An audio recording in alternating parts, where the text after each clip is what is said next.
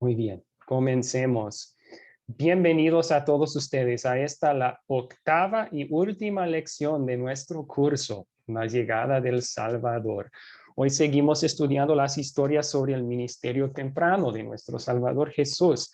Vemos parte de su ministerio en Galilea, cuando él llama de tiempo completo a algunos pescadores para ser sus discípulos.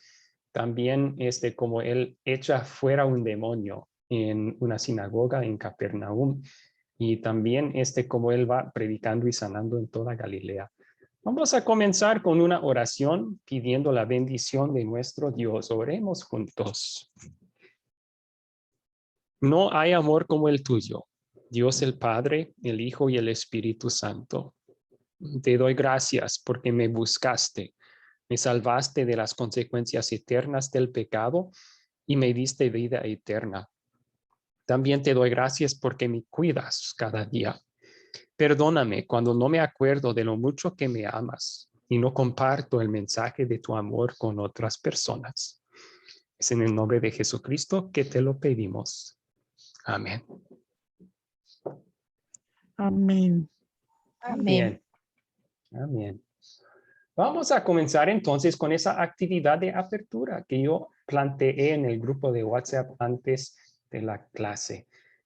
Hemos estudiado los ángeles en la primera lección de este curso. ¿Quiénes son los ángeles de Dios? Entonces es apropiado que aquí en el último vamos a estudiar quiénes son los demonios. Esa fue la pregunta que puse. ¿Qué encontraron bíblicamente? ¿Qué podemos decir sobre los demonios? ¿Alguien quiere compartir detalles?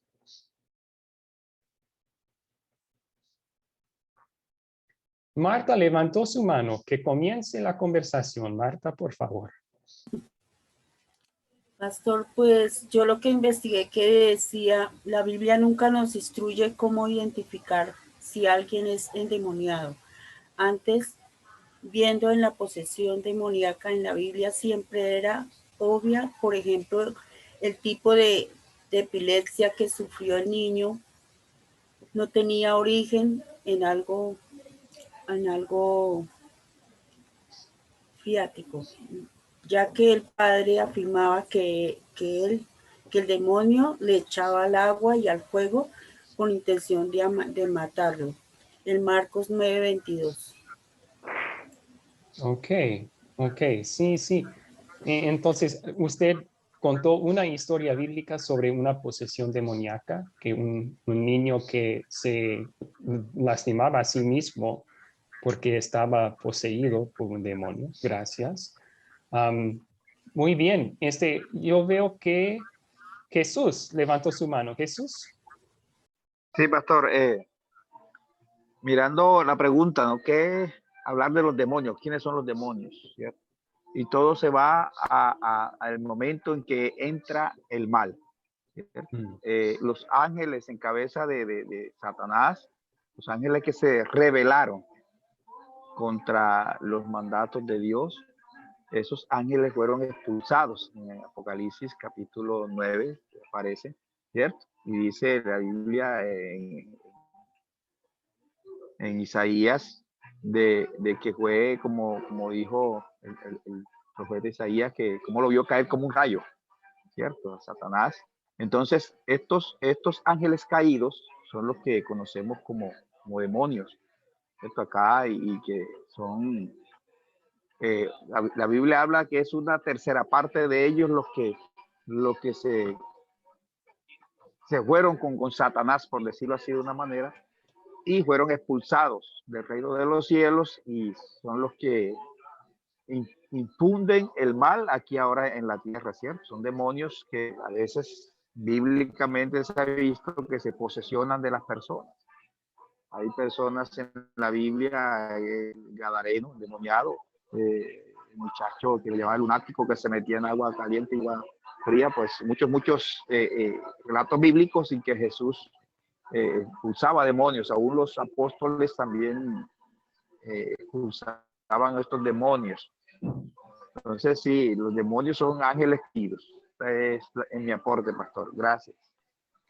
Ok, muchas gracias, Jesús. Si usted refirió en su respuesta a Apocalipsis capítulo 12, donde parece que hay una referencia a la caída de los ángeles. Usted tiene razón que son ángeles que rebelaron contra Dios. Tenemos que tener un poco de cuidado con decir que era la tercera parte, simplemente porque en Apocalipsis muchos de los números son más bien simbólicos en vez de compartiendo información así. Por ejemplo, en ese mismo capítulo dice que el diablo es un dragón que tiene 7 cabezas y 10 cuernos. O sea, eso es simbolismo, ¿verdad? Refiere al poder de Satanás. Entonces, no estamos seguros si fue exactamente la tercera parte que se reveló, pero sí, guió a algunos ángeles en rebelión junto consigo mismo y así perdieron su posición. Ok, vamos a continuar entonces. Yo creo que la siguiente mano que vi en el aire fue la de Zulay González. Zulay. Bueno, pastor, yo había leído por aquí, o sea, que demonio viene del griego demon y significa un ser como definición, es un ser sobrenatural descrito como algo que no es humano y usualmente resulta ser malévolo. Para la parte del cristianismo, un demonio es considerado un espíritu impuro, el cual puede causar una posesión demoníaca y puede ser expulsado en un ritual X como lo hacía Jesús en ese momento cuando estaba en la tierra.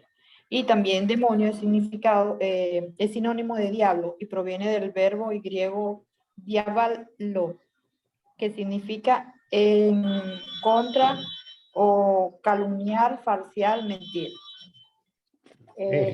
También habla de que es un espíritu inmundo porque perdió toda pureza de su naturaleza debido a que actúa en oposición directa al Espíritu Santo de Dios.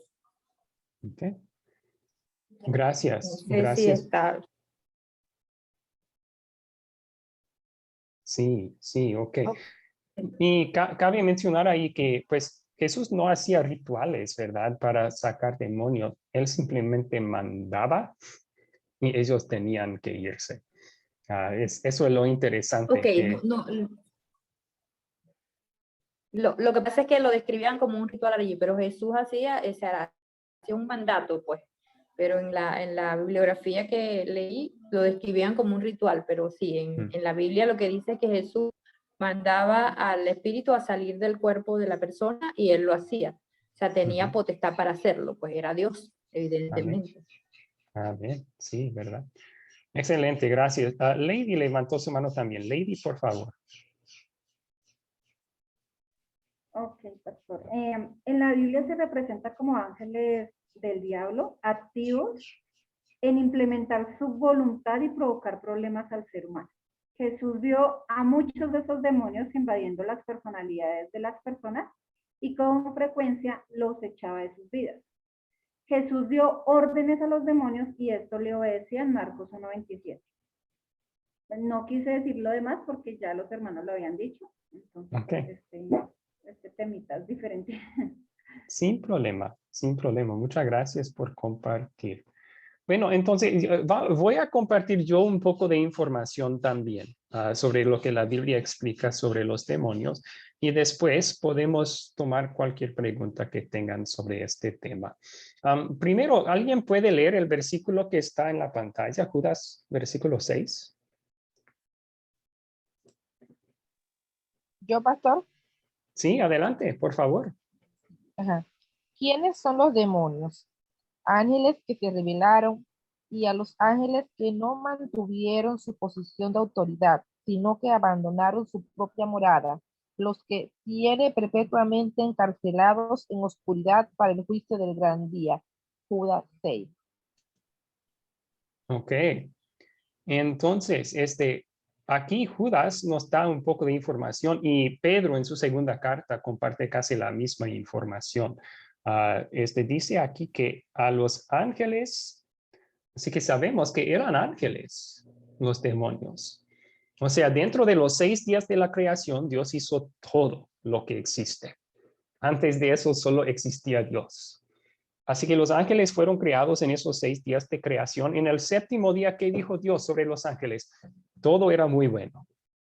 Hasta todos los ángeles eran perfectos, no tenían ninguna maldad.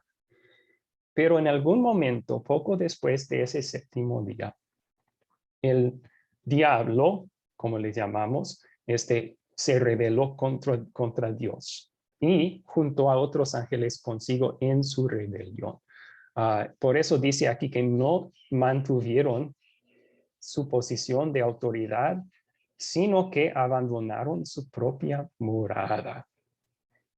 Es decir, con pecar, con rebelar contra Dios, ellos perdieron su posición. No sabemos en qué consistía esta rebelión. La Biblia no dice mucho al respecto. Así que no es información que necesitamos saber, pero sí fue una rebelión contra Dios. Y su castigo también se menciona aquí. Dios los tiene perpetuamente encarcelados en oscuridad para el juicio del gran día. Es decir, esa es una referencia al infierno. Y algunos piensan en el infierno como si fuera un lugar que se puede ubicar en algún plazo en el universo. La realidad es que este más bien refiere a un estado. El infierno es un estado de completa separación de Dios y de sus bendiciones. Entonces, ese es el estado en que desde el momento de su rebelión han existido el diablo y sus demonios, completa separación de Dios y de sus bendiciones. Eso nos ayuda a entender entonces cómo pueden estar, como dice la Biblia, andando como león rugiente, buscando a quien devorar. Es porque el infierno no es un lugar donde están atrapados, es más bien un estado espiritual en donde están atrapados. Pero sí, según la sabiduría de Dios, se les permite todavía tener cierta influencia, cierta esfera de influencia aquí en la tierra, ¿no? Ok. El líder de los demonios tiene varios nombres en la Biblia. Uno de ellos ya se mencionó, el diablo, que significa calumniador o mentiroso.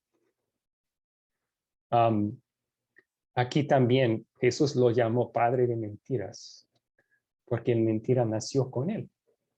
¿Recuerdan en el huerto de Edén su primera mentira? ¿Es cierto que Dios les dijo que no podían comer de ningún árbol en el huerto? No morirán, sino que se harán como Dios, conociendo el bien y el mal. Mentira, ¿verdad? Y ese sigue siendo su arma principal hasta la fecha. Sea la mentira de una doctrina falsa que en vez de hacernos confiar en Cristo, nos hace confiar en otra cosa para la salvación. O sea, la mentira que el pecado de verdad no es pecado, es bueno, nos va a sacar algún bien, algún provecho.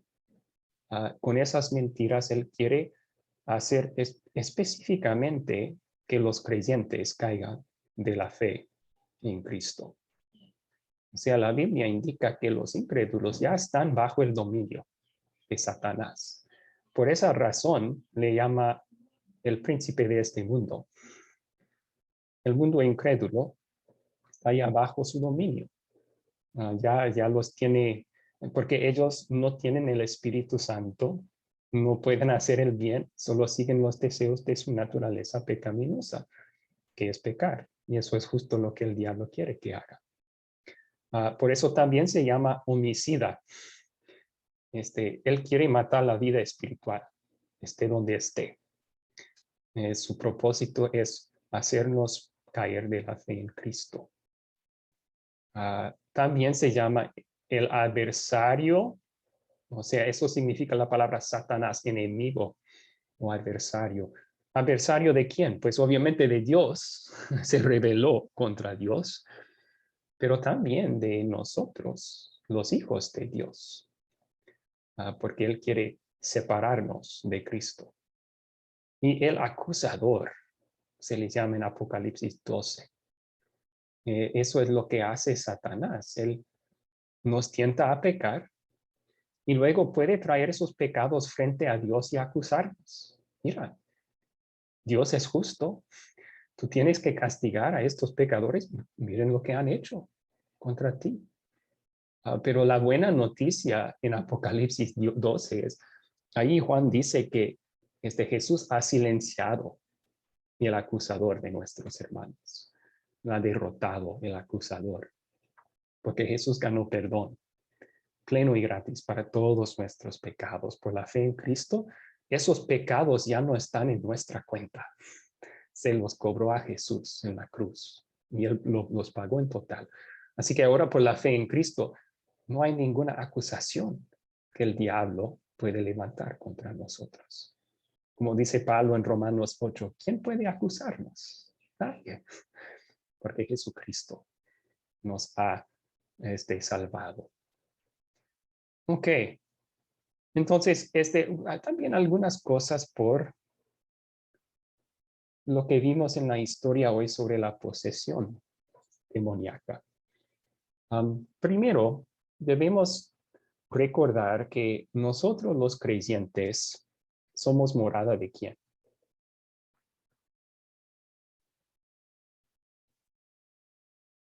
¿Quién mora en nosotros, los creyentes?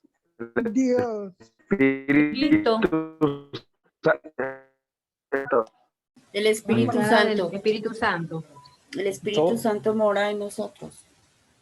Todas respuestas correctas. Algunos dijeron el Espíritu Santo, otros dijeron Jesús, otros dijeron Dios. La Biblia dice que sí, cada persona de la Trinidad mora en nosotros. Así que, puesto que somos la morada de Dios, no podemos ser poseídos por demonios.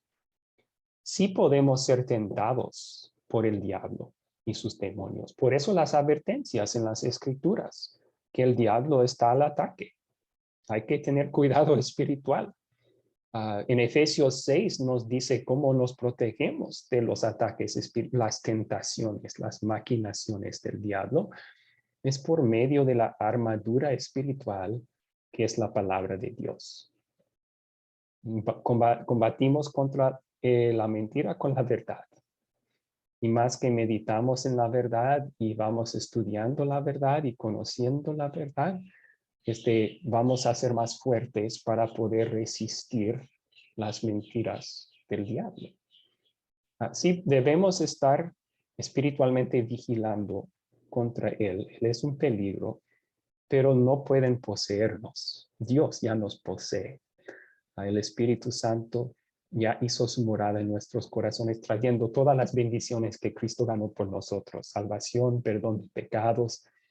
Esos somos hijos de Dios.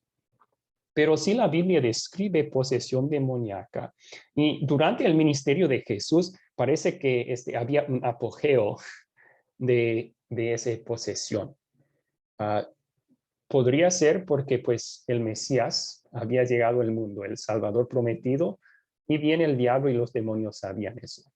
Le llamaban a Jesús Hijo del Altísimo. Has venido a destruirnos, dijeron. Sabían que él había venido con el propósito de derrotarlos. Así que a lo mejor había más posesión en esos tiempos porque el diablo estaba al ataque. Él quería parar a Jesús en cualquier manera que podía. Pero también vemos que la posesión demoníaca no era solamente, como algunos dicen, como enfermedades mentales. Algunos leen la historia bíblica y piensan, esa es una enfermedad mental o simplemente epilepsia o algo así, que ellos describían como posesión, pero de hecho no existen demonios. Algunos dicen eso, pero eso es decir que la Biblia es una mentira. Porque la Biblia claramente dice que no solamente eran enfermedades mentales, que estas personas, seres humanos, se les tomó el control por otro ser maligno, un demonio que estaba habitando dentro de ellos y estaba controlándoles.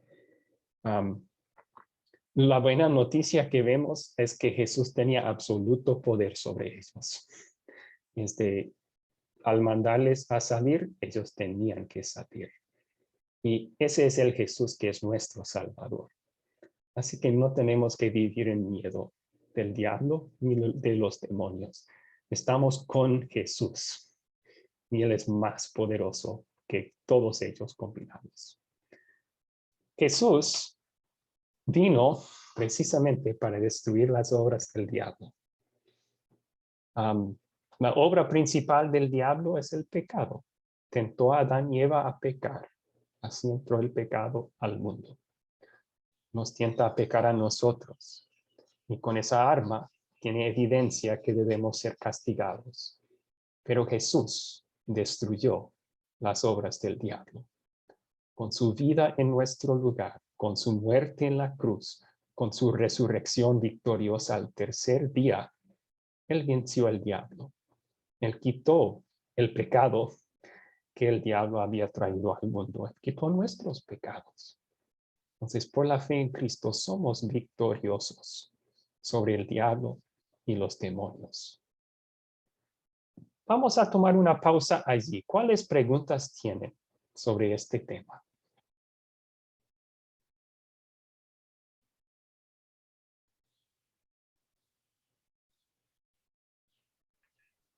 ¿Por qué tú escogió solo a pescadores?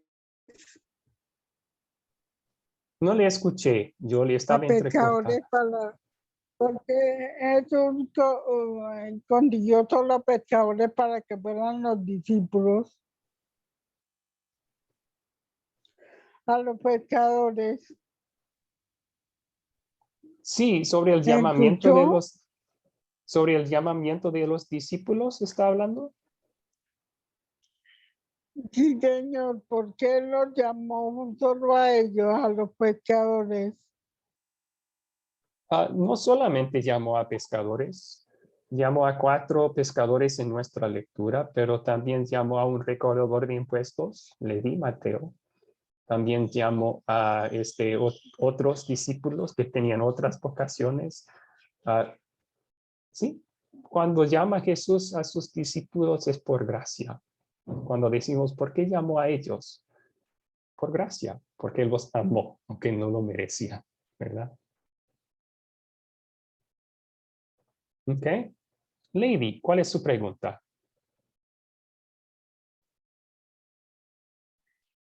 Sí, pastor, pues hablando de esto sobre demonios, y se me venía mucho a la mente de pronto cuando el diablo se le presentó a Dios, ¿no? En la historia de Job. Yo me pongo a analizar qué es lo que el diablo hace siempre en nuestras vidas, ¿no? Quiere que nosotros siempre estemos fuera de los caminos de Dios. Entonces, por eso es que nosotros tenemos que ponernos la armadura de Dios de siempre y estar firmes, porque Él siempre está ahí queriendo probarnos, probar nuestra fe, probar hasta qué punto somos nosotros capaces de seguir, ¿no? Y de pronto Él quiere que nosotros neguemos el Evangelio. Entonces, es un tema muy bonito porque pocas veces lo analizamos, porque existen, para qué aparecen, ¿no? Entonces, es muy chévere y gracias, profe, ¿verdad? Por este tema. No, y gracias. Muy importante para nuestra vida, ¿no? Saber definir para qué vino, ¿no?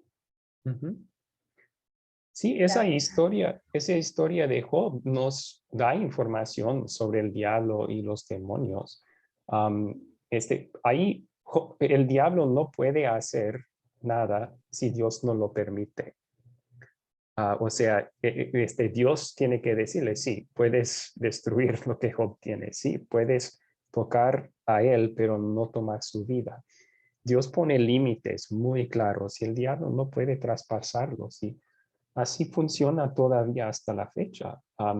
Y vemos cuando Dios pone esos límites, ¿por qué?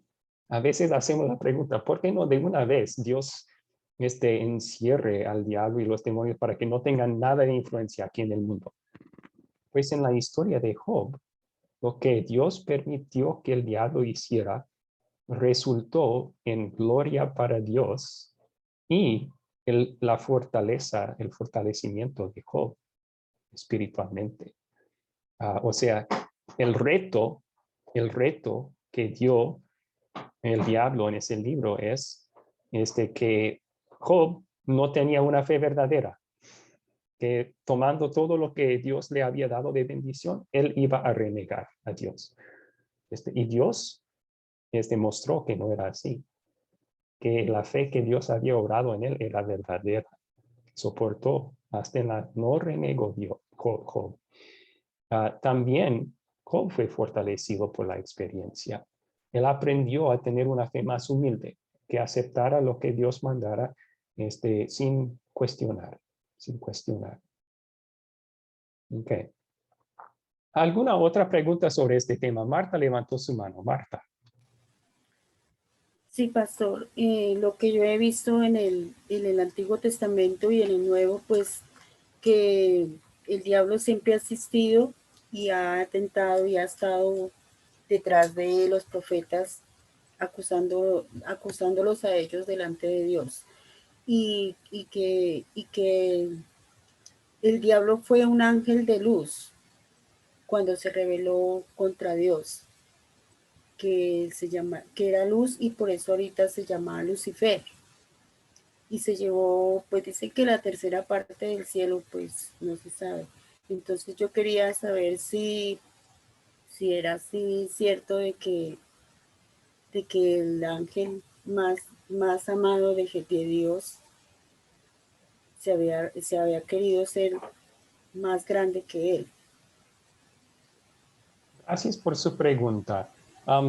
Sí, primero, no siempre ha existido el diablo. Él fue creado como un ángel perfecto en el principio. Entonces, desde ese momento sí ha existido. Y se reveló poco después del séptimo día de la creación. Sobre su pregunta, si él fue el más alto, más amado de los ángeles de Dios y el nombre Lucifer también, que algunos le dan. Eso viene de una interpretación de Isaías capítulo 14, donde Dios habla de la estrella matutina, o sea, Lucifer, y su caída. Pero cuando estudiamos esa sección en el contexto, de hecho no es una referencia al diablo y su caída en el principio. Dios está dirigiendo la palabra allí a Babilonia y a su rey. Entonces, ellos habían alcanzado extremos de riqueza y de poder. Y Dios estaba diciendo a Babilonia, ustedes pronto van a caer. Entonces, sí, si fue el más alto o más amado ángel de Dios, la Biblia no indica específicamente eso, sobre su rango o su posición antes de caer. Pero sí dice que él junto con otros ángeles rebelaron contra Dios y no sabemos exactamente por qué. ¿Fue porque querían tomar la posición de Dios? Puede ser, no estamos 100% seguros. Y pastor, pero eso es lo que dicen, que esos son los ángeles, son los demonios que van en la tierra buscando personas para ellos, para ganarse las almas de ellos, para los incrédulos. Los ángeles caídos son los demonios y lo que quieren es que nadie sea salvo, ¿verdad? Quieren apartar a todo ser humano de Dios y de Cristo. Así que su trabajo principal no es entre los incrédulos, aunque seguramente son activos allá para mantenerlos en su incredulidad. De hecho, Pablo refiere a eso en 2 Corintios 4. Él dice que el Dios de este mundo, de esta época, mantiene una venda sobre los ojos de los que no creen, para que no sean salvos. Los mantiene en su ceguera. Pero su trabajo, su enfoque principal somos nosotros, que ya creemos en Jesús. Quieren apartarnos de esa fe que tenemos en Cristo para que caigamos junto con ellos. Ok. ¿Alguna otra pregunta sobre este tema?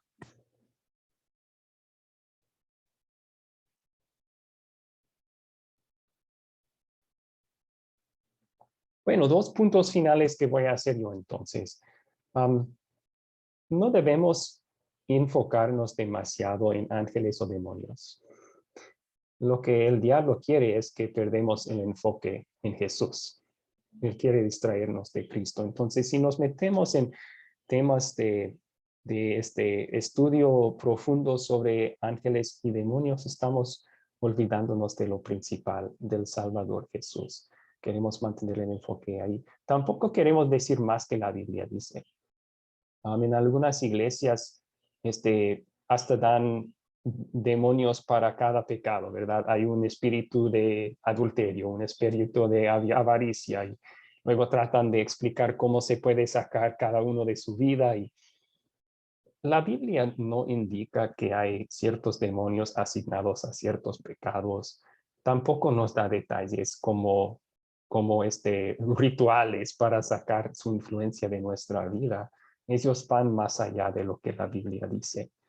Más bien la Biblia habla de la armadura de Dios, que es la palabra de Dios, y que debemos vigilar, estudiando la palabra y orando en tentación, para así sacar fuerza de Dios y así recibir la ayuda que necesitamos de Dios para resistir. Muy bien. Vamos a continuar entonces a esta historia donde vemos el poder de nuestro Salvador sobre los demonios. Considerar, pueden abrir sus Biblias a Marcos 1, 16 al 39. Marcos 1, 16 al 39.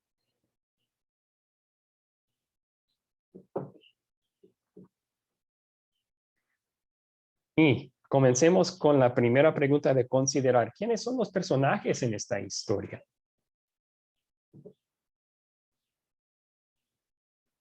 ¿Quiénes son los personajes en esta historia?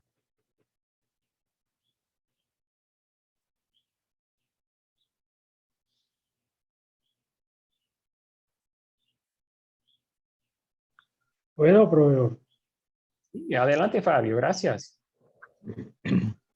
Encuentro a Jesús, Simón, Andrés, Jacobo, Zebedeo, Juan, el hombre endemoniado, el pueblo, los espíritus inmundos, la suegra de Simón, los enfermos, los jornaleros de Zebedeo. Excelente. Muchísimas gracias. Esa es una lista bastante completa. ¿Alguien quisiera agregar algún personaje? Zulay. Bueno, aquí, Santo de Dios, la suegra de Simón, ella, todos que eran los enfermos y los endemoniados, y nosotros, los escribas también estaban allí. No sé si me falta algún otro. Se mencionan los escribas, ¿verdad? ¿Me escuchó? No sé si esto se escucha bien. Sí, le escuché, sí. Sí. Se mencionan los escribas, ¿verdad? Que Okay. la enseñanza de Jesús tenía autoridad, no como los escribas. Sí, es interesante ese detalle. Cabe mencionar allí que los escribas y los rabíes de ese tiempo, su enseñanza muchas veces era hablar de las tradiciones que ellos mismos habían inventado, ¿verdad? Cuando predicaban en las sinagogas se enfocaban en la ley, no en el evangelio. Y, por ejemplo, tomaban el tercer mandamiento, que descansarán en el día de reposo. Y su explicación sería, esto es lo que pueden hacer y esto es lo que no. Y citaban a un rabí que decía que no puede prender fuego y otro que dice que no puedes atar la sandalia y tradiciones humanas. Cuando Jesús predicaba, él predicaba el evangelio, las buenas noticias de Dios, y no como un rabí citando a otro, sino como la fuente de verdad misma. Y la gente se dio cuenta, wow, esto es diferente. Este mensaje es distinto a lo que normalmente escuchamos en la sinagoga. Excelente. Ok, esa fue la lista completa que yo tenía también. Entonces, gracias por compartir. Continuemos. ¿Cuáles son los objetos de esta historia?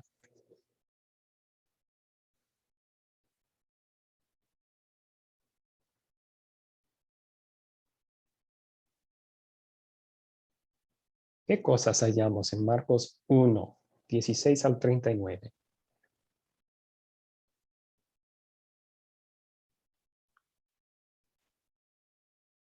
¿Puedo, profesor? Sí, Fabio, ¿cómo no? Encuentro el mar de Galilea, las redes, la barca, las sinagogas, la casa de Simón y Andrés, la puerta de la casa. Excelente, muy bien.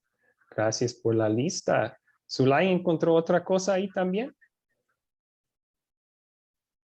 Sí, profesor, yo coloqué aldea y también coloqué lo que es tarde, sol, mañana, desierto. No sé si está incluido eso allí, pero también me pareció que está dentro de los objetos de la historia. Sí, yo creo que tarde y mañana tal vez vamos a incluir bajo cuándo, el cuándo de esta historia, pero sí lo demás, el sol y aldeas que usted mencionó podrían incluirse como objetos. Además el agua donde estaban pescando, ¿verdad? Muy bien. Continuemos a la siguiente. ¿Dónde ocurrió esta historia?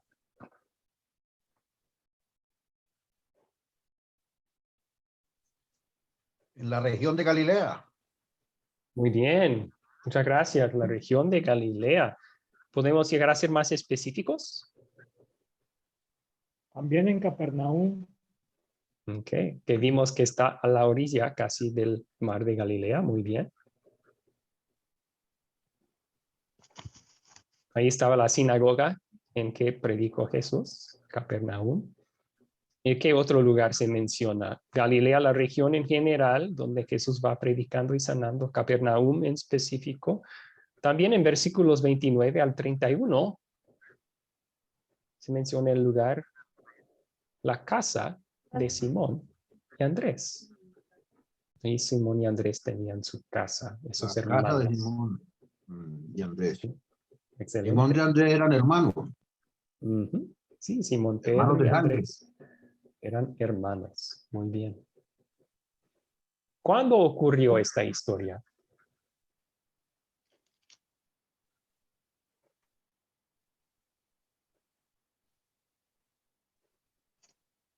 Año 31, después de Cristo. Al principio del ministerio de Jesús. Muy bien, buenas respuestas. El principio del ministerio de Jesús alrededor del año 30. Muy bien. ¿Podemos ser más específicos aún? ¿Zulay? Yo coloqué aparte de eso, después que Juan el Bautista fue encarcelado, porque después de eso fue que Jesús se fue a Galilea. Y también el día sábado, que es el día de reposo, habla allí en la historia que leímos, que fue el día sábado cuando Jesús entró a la sinagoga a dar la palabra del Evangelio, pues, allá cuando se ocultaba ya el sol. No sé si está incluido. Él me dirá. Sí, se puede incluir. ¿Dónde usted leyó eso sobre después de ser encarcelado Juan el Bautista?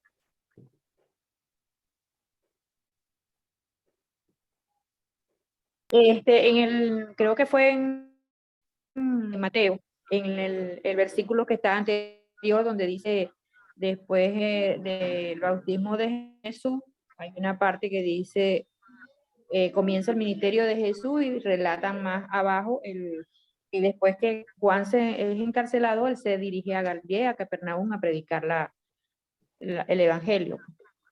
No tengo exactamente ahorita, pero fue uno de esos evangelios. No sé si fue Mateo o, perdón, Mateo o Juan, uno de los dos que lo leí previo a él.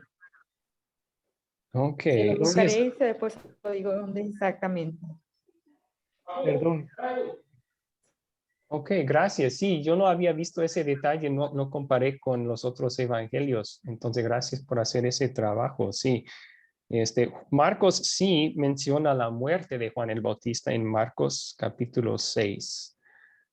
Menciona su muerte que ya había sucedido, pero no menciona Marcos exactamente cuándo sucedió su encarcelamiento, pero gracias por comparar eso con otros ¿Puedo? evangelios. Puedo. Sí, Rodrigo, puede. En el capítulo 1, versículo 14 dice, después de que Juan fue encarcelado, Jesús vino a Galilea predicando el evangelio del reino de Dios. Ah, En ok. Marcos 1:14. Marcos 1:14 está. Sí, señor. Ok.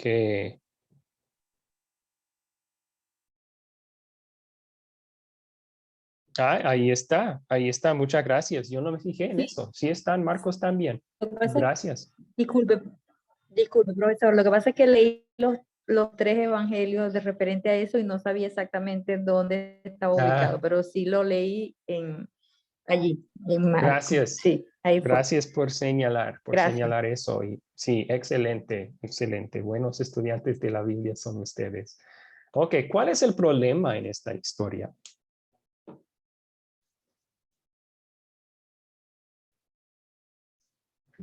¿Cuál es el problema en esta historia? Marta, ¿qué problema identificó usted? Pastor, yo identifico el problema cuando Jesús llega a Capernaum y se presenta al hombre que está endemoniado. Y ese es un problema. Ok. Y Jesús le da orden al el demonio para que salga de él. Ahí se soluciona el problema también, entonces. Gracias. Sí, me es interesante. ¿Por qué? Porque hizo este demonio lo que hizo cuando lo hizo. O sea, ¿por qué asistir a la sinagoga ese día? Sabiendo que Jesús estaba ahí, ¿por qué interrumpir la prédica en ese momento con lo que él gritó? Yo creo que lo hizo a propósito, porque ¿qué sucedía en esa sinagoga? Jesús estaba predicando las buenas nuevas. La gente estaba escuchando y creyendo. Maravillados estaban a la enseñanza. Eso es lo que menos quiere el diablo, ¿verdad? El diablo no quiere que escuchemos el evangelio. Entonces, claro que va a interrumpir, tratar de distraer a la gente de escuchar esas buenas noticias. Pero Jesús soluciona el problema con sacar el demonio afuera y así solo resalta su poder y su autoridad para estar enseñando tales cosas, ¿no? Rodrigo levantó su mano. ¿Cuál otro problema hay ya aquí en esta historia? Yo, el problema que veo también acá es que no sé, de pronto sea repetitivo, pero dice en el capítulo, en el versículo 27 dice que todos se asombraban de tal manera que discutían entre sí diciendo, ¿qué es esto? ¿Qué nueva doctrina es esta? ¿Con qué autoridad manda aún a los espíritus inmundos y le obedecen? Que había llegado alguien que hablaba distinto, un hombre nuevo, un hombre diferente, un hombre que tenía el Espíritu de Dios. Entonces ellos se admiraban, pero al mismo tiempo se confundían y sentían miedo y celos y rabia de todo, algunos, no todos, porque Jesús era un hombre distinto, un hombre perfecto. Ok, sí se Entonces nota. esa duda, incertidumbre que sembró, ese era el problema que le había sembrado a ellos. Sí, sí. Yo no hallo, bueno, en estos versículos no hallo mucha rabia de la gente contra Jesús, pero sí hay una confusión, parece, ¿no? ¿Qué es esto? ¿Acaso es una nueva enseñanza? Entonces están como ingiriendo lo que sucedió y tratando de procesarlo. Todavía no están 100% seguros quién es Cristo. Ese es un problema. Muy bien. Gracias por identificarlo. ¿Alguien más? ¿Algún otro problema acá? Aportó en el chat. Norma, un problema, los demonios que azotaban a algunas personas. Y podríamos incluir las enfermedades que tenían. Esos eran problemas para la gente. Y hallamos su solución también en Jesús, quien va salvándoles de esos males. Excelente. Lady levantó su mano. ¿Cuál problema identificó usted, Lady? La necesidad de Dios en todos, ¿no? Desde el momento en que vio los pescadores hasta el fin, hasta que llegaron todos los enfermos, todos los que necesitaban. Eso es lo que nos pasa a nosotros, ¿no? Él viene a los necesitados. Yo vi ese problema. Todos no conocían, vivían bajo una ley, pero realmente no conocían al verdadero. Y Jesús vino a eso, ¿no? A traernos las buenas noticias para ser salvos. Entonces, yo creo que pues desde el momento que leí el llamamiento a los discípulos, que es lo que Dios ha hecho con cada uno de los que estamos esta noche acá, es transformar nuestras vidas. Entonces, yo creo que ese es un problema, no se puede escapar, la necesidad del hombre. Ok. Sí, mencionamos ya sus necesidades físicas, que tenían enfermedades, pero eso se enfocaba también y sobre todo en sus necesidades espirituales. Y vemos eso en esta historia, que tienen necesidad espiritual, no conocen quién es Jesús, tienen problemas como posesión de demonios y tampoco, sí, que Jesús más quiere enfocarse en predicar aquí, ¿no? O sea, al final es muy interesante que él se va el día siguiente muy temprano solito para orar.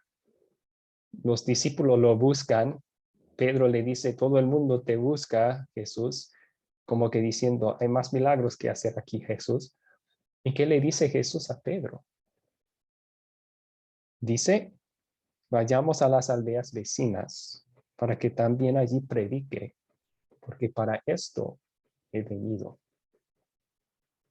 Los milagros que Jesús hacía de sanar, de echar fuera demonios, sí se hicieron en misericordia por la gente, pero eran señales. Señales que era el Salvador del pecado. Y él, sobre todo, quería predicar ese mensaje, porque ese es el mensaje que salva el alma eternamente, en vez de simplemente salvar el cuerpo de alguna enfermedad por un tiempo. Así que el enfoque de Jesús en predicar soluciona ese problema también. Él sacia nuestras necesidades espirituales, ¿no? Muy bien. Vamos a continuar entonces. ¿Cuáles eventos ocurrieron en esta historia? Vamos a otra vez, por falta de tiempo, brincar este paso, pero para sus proyectos finales no pueden brincarlo. Entonces, voy a darles un ejemplo de lo que deben hacer para sus proyectos finales para este paso. Esta pregunta, ¿cuáles eventos ocurrieron en esta historia? Comencemos desde el principio y hacemos una lista de los eventos principales. Así que comencemos en el 16. El primer evento sería Jesús llama a Simón y a Andrés de su trabajo de pescar para seguirles y ser pescadores de hombres. Segundo evento, ellos dejaron todo y le siguieron. Tercer evento, Jesús llama a Jacobo y Juan para hacer lo mismo. Ellos, cuarto evento, hacen lo mismo. Ellos siguen dejando todo hasta su padre allí y siguen a Jesús. Quinto evento, van a Cafarnaúm en el día de reposo y Jesús enseña en la sinagoga. Sexto evento, la gente se admiraba de sus enseñanzas. Amen. Séptimo evento, un hombre que tenía un espíritu impuro empezó a gritar. Octavo evento, Jesús lo reprendió y echó fuera el demonio. Ya entienden, ya tienen la idea de cómo vamos ordenando los eventos de la historia uno por uno en esta sección. Y es simplemente una forma de ayudar a los estudiantes, cuando estamos utilizando este método para enseñar, de recordar los eventos en su orden. A veces cuando escuchamos una historia, los eventos se revueltan en nuestras mentes y se mezclan y no los tenemos en el orden correcto. Este paso nos ayuda a tenerlos en orden correcto. Ya mencionamos la solución a muchos de los problemas que habíamos también mencionado. Para los enfermos y los endemoniados, Jesús les ayudaba, sacaba demonios, sanaba enfermedades, sobre todo saciaba sus necesidades espirituales con predicar y enseñar. Muy bien. Continuemos entonces a las preguntas de consolidar. Ahora estamos aplicando las verdades de esta historia a nuestras vidas. La primera pregunta, ¿de qué se trata la historia? ¿De qué se trata? Vamos a resumirla en pocas palabras.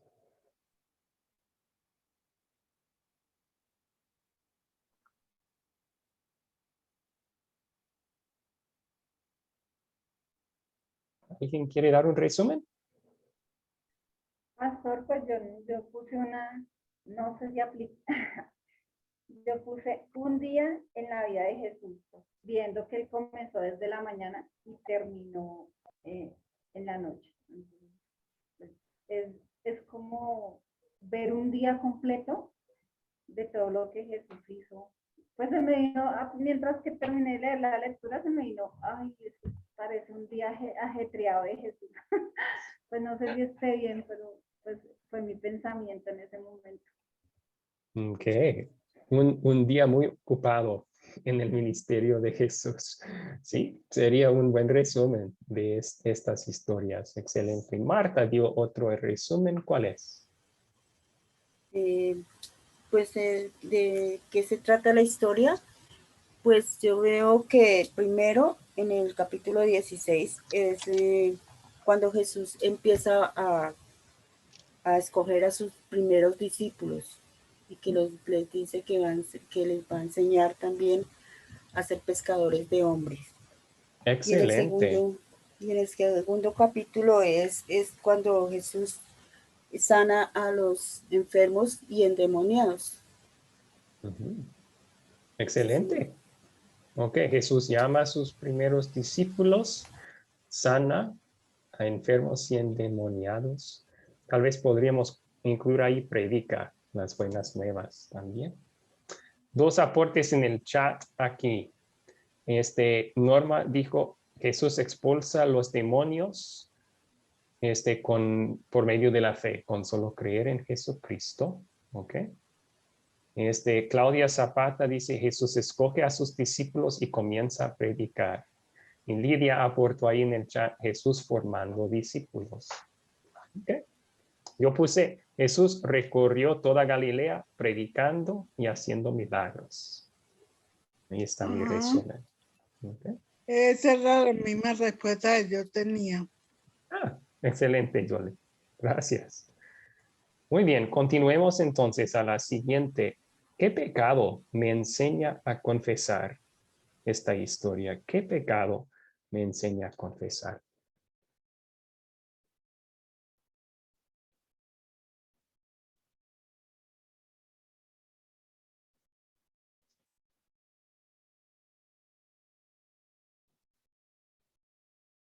¿Qué piensan? ¿Puedo, profesor? Sí, adelante, Fabio.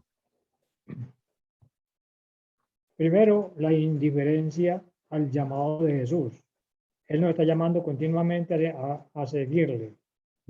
Segundo, la dureza de corazón para seguirle y hacer su voluntad. Okay. Excelente, excelente. Muchas gracias por compartir. Yo creo que sí, tenemos que confesar eso, ¿verdad? Vemos el ejemplo de los discípulos, dejaron barcas, redes, familia para seguir a Jesús y nosotros no somos siempre tan comprometidos. A veces en el llamamiento diario de seguir a Jesús mostramos indiferencia o menos compromiso que ellos. Gracias por compartir. Claudia levantó su mano. ¿Qué pecado nos enseña a confesar esta historia? Bueno, algo parecido.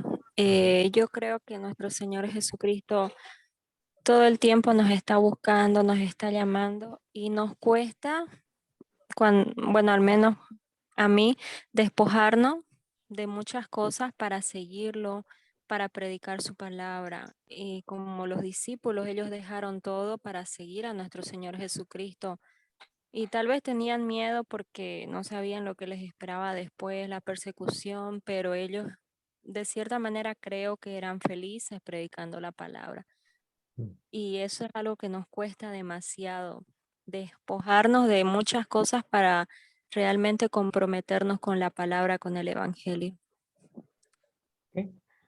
Sí, sí, y para aclarar, no tenemos todos el mismo llamamiento que ellos tuvieron. O sea, Jesús estaba llamándoles al ministerio de tiempo completo, ¿verdad? Y no todo cristiano Dios lo llama a eso. Entonces, pero sí, hay ciertos casos cuando Dios nos llama a abandonar hasta a nuestras casas y nuestras cosas para poder hacer lo que Dios quiere en nuestras vidas. Y podemos confesar que no siempre estamos dispuestos a hacer lo mismo. Muy bien. A lo mejor podemos ver también el ejemplo de Jesús aquí. Después de un día largo y ocupado, Él se levanta muy, muy temprano para ir a orar. Yo, en cambio, después de un día muy ocupado y largo, me levanto tarde el día después porque estaba cansado. No siempre estamos tan dedicados a la oración como Jesús lo era y tenemos que confesar ese pecado, ¿no? Tal vez otro. Parece que hasta los discípulos estaban muy contentos con Jesús haciendo milagros y así ganando popularidad. Estaban enfocados demasiado todos en lo físico que Él podía hacer por ellos, lo milagroso. Jesús tenía que corregir esa actitud. Él decía, no, yo vine a predicar. Y no solo aquí, sino en otros lugares. Vamos a hacer eso. Nosotros igual tenemos que confesar, a veces nos enfocamos en lo físico que Jesús puede hacer por nosotros, en vez de lo espiritual, en vez de tener su palabra y estudiar su palabra y compartirla con otros. Y ese es un pecado de prioridades chuecas, ¿no? Bien, ahora para la siguiente, ¿dónde vemos el amor de Dios en esta historia? Vamos a dividirlos en grupos pequeños por unos 5 minutos. ¿Dónde vemos el amor de Dios en esta historia? No se olviden a aplicar este amor a nosotros. En otras palabras, al ver el amor de Dios para los personajes en la historia, donde también vemos que Dios me ama a mí en esta historia, que Jesús ha hecho por mí en esta historia. Voy a dividirles en grupos pequeños ahora mismo.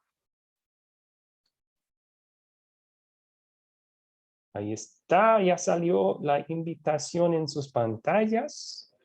Favor de hacer clic para entrar y hablar de esto. ¿Dónde vemos el amor de Dios en esta historia?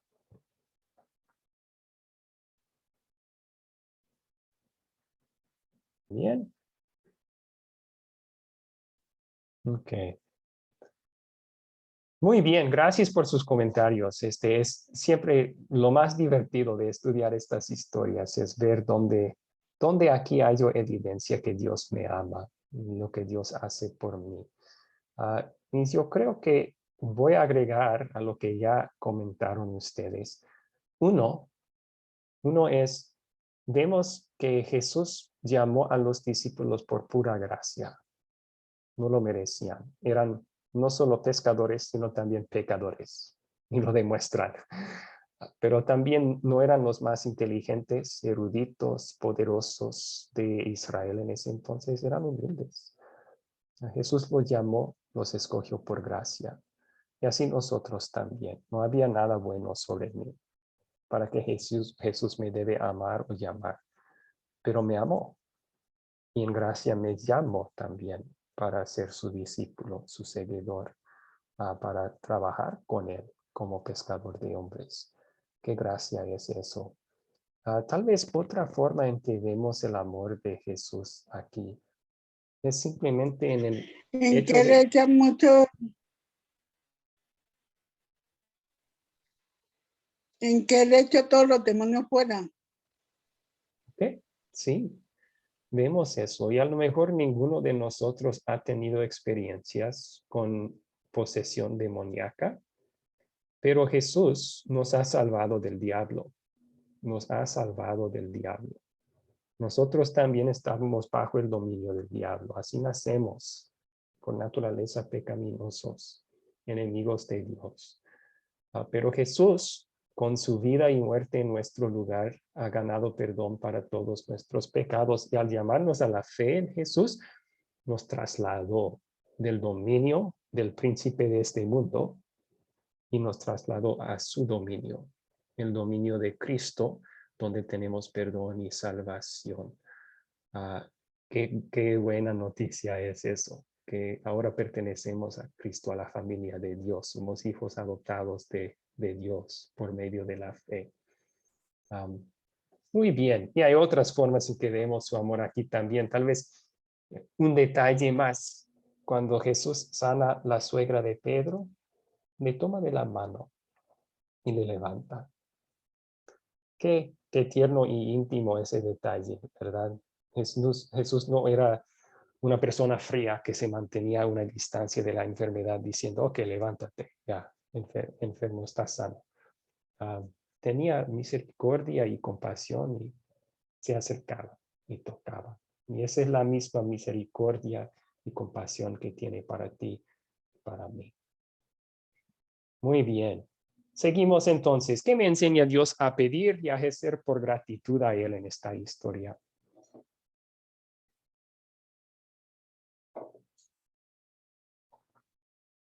¿Qué me enseña Dios a pedir y a hacer por gratitud a Él?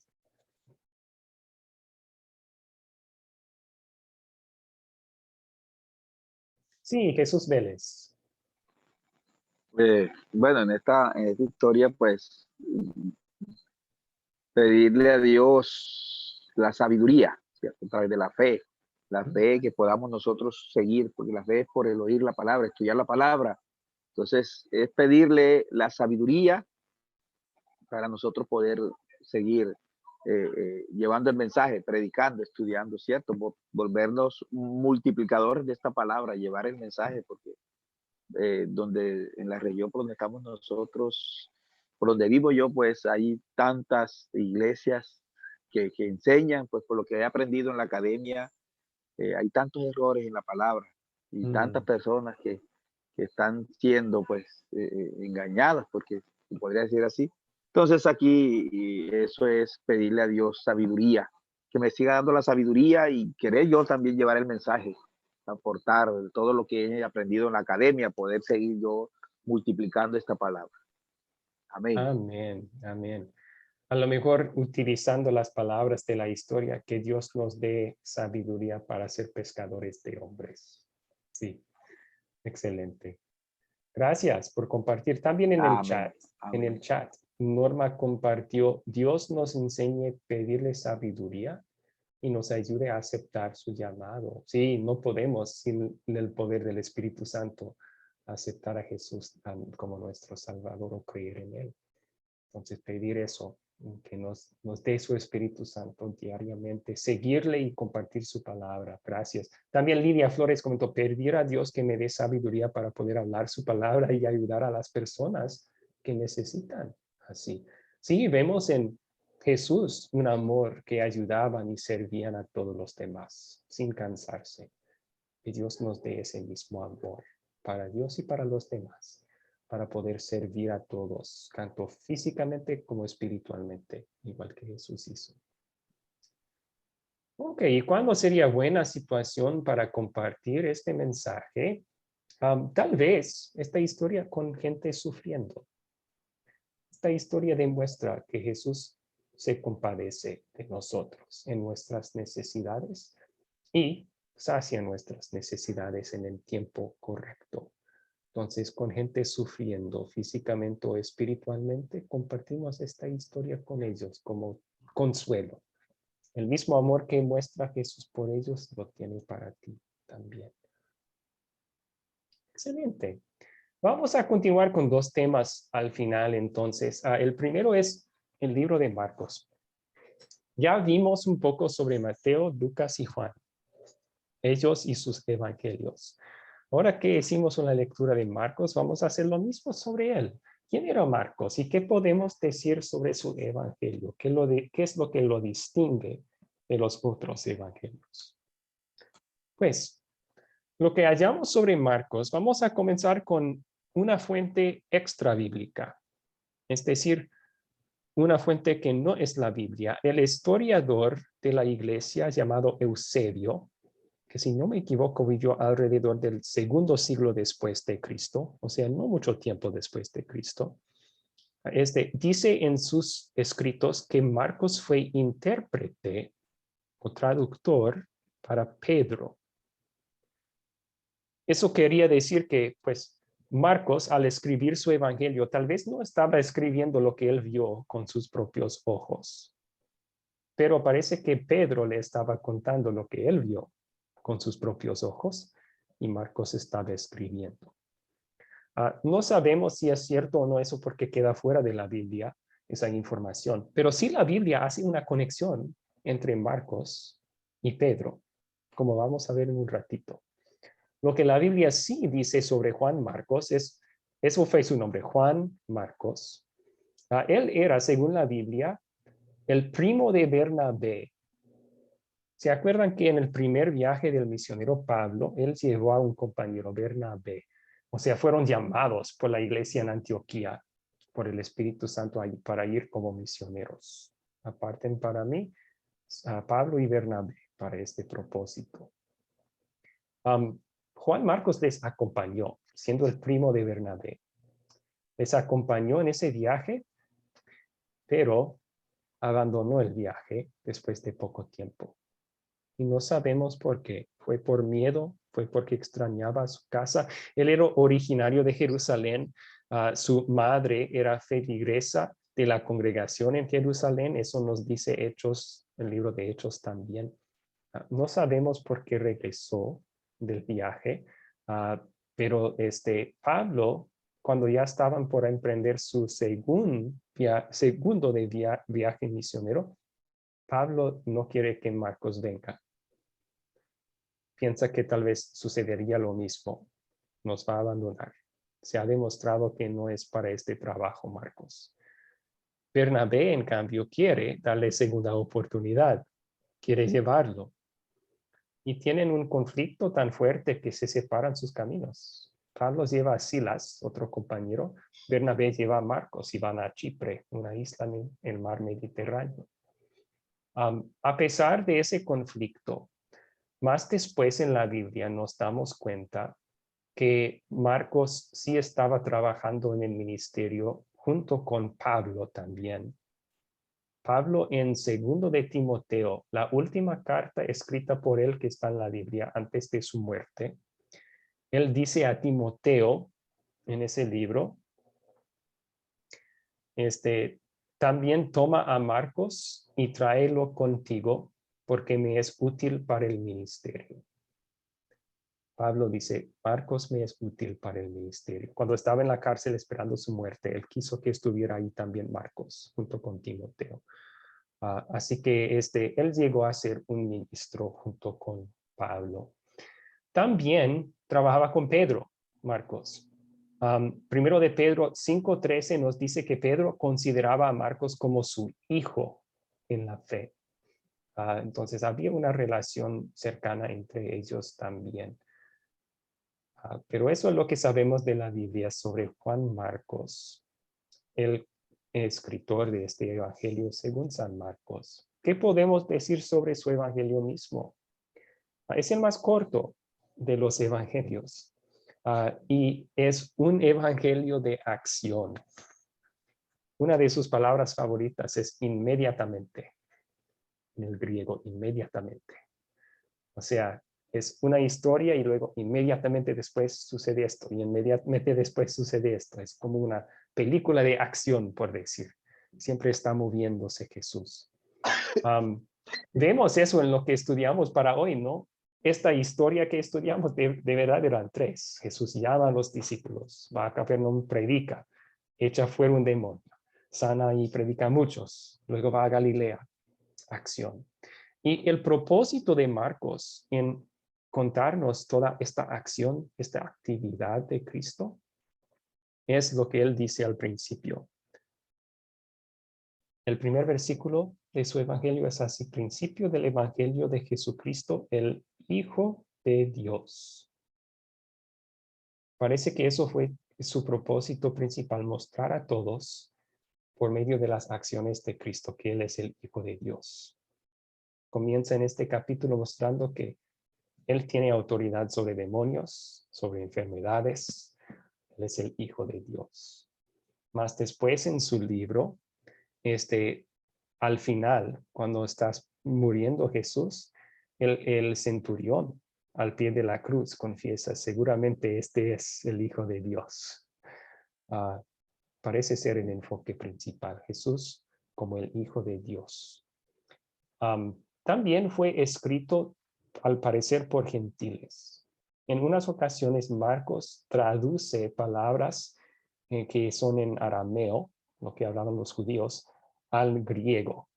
Entonces, parece que está escribiendo para los que no entendían hebreo o arameo, los que hablaban griego también, los gentiles. Traduce expresiones hebreos. En resumen, entonces, si vamos a comparar los evangelios, todos cuentan la misma historia de Jesús salvándonos, pero cada uno da su tinta particular o su perspectiva particular. Mateo, como mencionamos, es el puente entre el Antiguo y el Nuevo Testamento. Él escribió para una audiencia judía principalmente y citaba las profecías del Antiguo Testamento siendo cumplidas en la vida de Jesús. Marcos, parece que su audiencia principal fue gentiles. Tiene mucha acción. Inmediatamente. Lucas es el doctor que hizo la investigación ordenada sobre la vida de Jesús. Y ese es su evangelio. Juan es el que enfatiza que Jesús es Dios eterno, el yo soy. Y su libro tiene más conversación, más diálogo. La conversación entre Jesús y Nicodemo, la conversación con sus discípulos en la noche antes de morir, etc. Excelente. Ahí vamos a terminar entonces con ese estudio sobre los evangelios y específicamente Marcos. ¿Cuáles preguntas tienen sobre eso?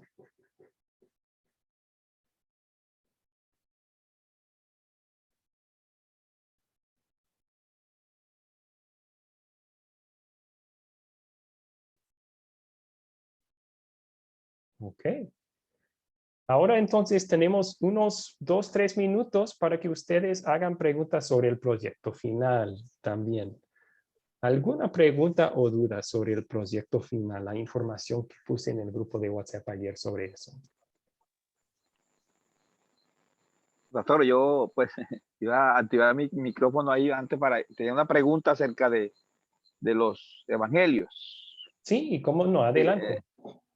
He escuchado, no he encontrado en la Biblia, pero he escuchado mucho sobre los evangelios sinópticos. A ver si usted de pronto me da me aclara algo sobre esto, cuáles son, qué significan la palabra evangelios. Sí, señor, sinópticos, sí. Sinópticos. Excelente, sí. Ese es un término que se utiliza para describir los 3 evangelios, Mateo, Marcos y Lucas. Sinóptico, bueno, básicamente quiere decir que lo ven del mismo punto de vista, lo ven juntos. Y eso es porque podemos, leyendo cada uno de esos evangelios, tienen mucho contenido compartido. Cada uno tiene detalles que los otros no comparten. Entonces, cada uno es distinto, pero la mayoría de su contenido lo ven juntos, o sea, es compartido. Juan, en cambio, tiene mucho contenido que los otros 3 no tienen. Así que los 3 se llaman sinópticos por esa razón. Y Juan, es un evangelio que, como mencionamos, parece que fue escrito un poco después de los 3 evangelios sinópticos y él está escribiendo para complementar lo que ellos escribieron. Amén, pastor. Amén. Gracias. Okay. Sí. Sinópticos son Mateo, Marcos y Lucas, entonces. Zulay levantó su mano. ¿Cuál es su pregunta, Zulay? Profesor, con respecto a la primera parte del proyecto, la pregunta de captar, se puede hacer en forma de preguntas, hacerle preguntas y responder, por ejemplo, como usted está haciendo, entrando a la clase donde usted da un tema y hace preguntas sobre ese tema y se responde. Se puede hacer de esa forma una pregunta y luego hacer la respuesta escrita allí mismo. Sí, se puede hacer con preguntas. Solo asegúrese que la pregunta o las preguntas tienen una conexión clara con la historia misma, ¿verdad? Entonces, un ejemplo podría ser, yo utilicé el ejemplo de las bodas de Caná, ¿no? Una pregunta que podríamos usar para introducir, captar la atención para esa historia podría ser, ¿alguna vez han asistido a una boda que no todo sucedió como planeado? Y luego permitir que ellos compartan sus experiencias y luego conectar eso a la historia. Jesús también asistió a una boda donde no salió como planeado. Vamos a ver lo que él hizo. Sí, hay muchas opciones diferentes, así que si puede empezar con una pregunta para ellos, solo que tenga una clara conexión con la historia misma. Ok, pastor, gracias. Excelente. ¿Alguna otra pregunta?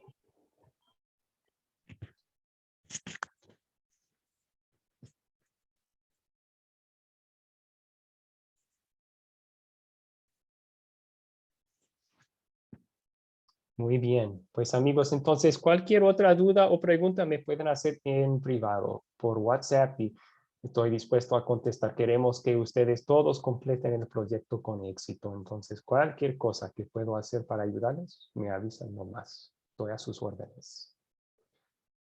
Vamos a terminar con una oración. Y siendo la última lección de la clase, podemos tomar un poco de tiempo también para despedirnos. Oremos.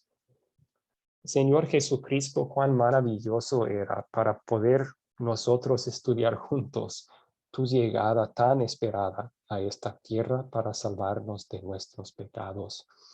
Era una bendición ver tu amor en tu nacimiento, en los primeros años de tu ministerio, porque vemos ahí que viniste para salvarnos a nosotros también, para llamarnos a nosotros a la fe en ti y al servicio en tu reino.